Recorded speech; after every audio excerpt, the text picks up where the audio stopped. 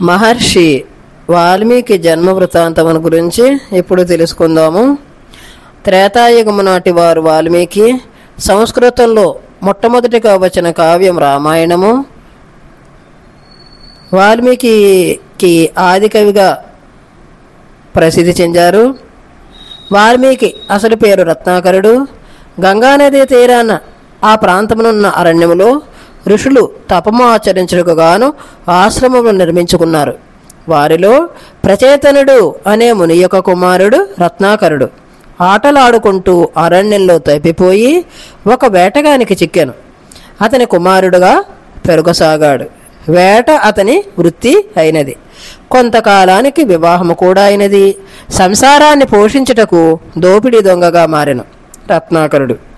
ఒకనాడు అలా బాటసారులు దోచుకొనుటకు నిరీక్షిస్తూ ఉండగా హరినామస్మరణ చేయుచున్న నారద మహామునిని కత్తి చూచి బెదిరించెను రత్నాకరుడు. దూరదృష్టితో అతని వృత్తాంతమును గ్రహించారు నారద మహర్షి.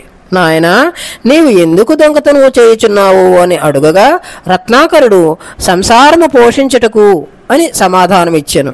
సరే, అయితే నీవు చేయుచున్న పాపములతో భాగము పంచుకుందురేమో, నీ భార్యాబిడ్డలను అడిగి రమ్మన్నారు. భార్యాబిడ్డలు అతడు చేసిన పాపములో తమకు ఎటువంటి భాగము లేదని అన్నారు. వారి సమాధానంతో రత్నాకరుడు కన్నులు తెరుచుకున్నాయి. వెంటనే నారద మహర్షి దగ్గరికి వెళ్ళి తన పాపములు హరించు విధము చెప్పుమనగా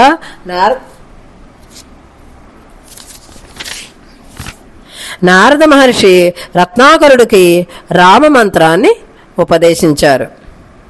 నీవు ఇక్కడే ఉంటూ రామనామము జపిస్తూ ఉండు. నేను మళ్ళీ తిరిగి వచ్చే వరకు ఇలాగే జపిస్తూ ఉండాలి అని చెప్పి నారద మహర్షి వెడలెను. అంతటి రత్నాకరుడు దీక్షలో రామమంత్రం జపిస్తూ సంవత్సరాలు గడుస్తూ ఉన్నాయి. చెదపురుగులు అతని చుట్టూ ఉన్నాయి. కొంతకాలానికి మళ్ళీ నారద మహర్షి అక్కడికి వచ్చి విషయం గ్రహించి పుట్టను తొలగించి రత్నాకరుని పిలవగా రత్నాకరుడు మహర్షికి నమస్కరించగా ముని అతనిని ఆశీర్వదించి, రత్నాకర, వాల్మీకం నుండి నీవు బయటకు వచ్చావు కనుక ఇక నుండి నీ పేరు వాల్మీకిగా ప్రసిద్ధి చెందుతావు అని పలికిరి. తర్వాత వాల్మీకి గంగా తీరంలో ఆశ్రమం ఏర్పరచుకుని సద్బోధనలు గావిస్తూ వచ్చారు.